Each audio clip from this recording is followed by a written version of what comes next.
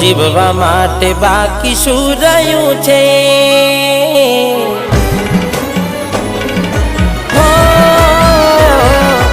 જીવવા માટે બાકી શું રહ્યું છે?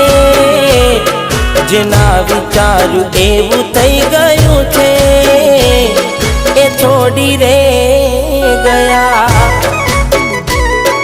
એ મારા ના થયા. એની યાદ આવી જાય, ઘણા દર્દ આપી જાય. આજે મને દુખી જોઈને એ રાજી રાજી થાય.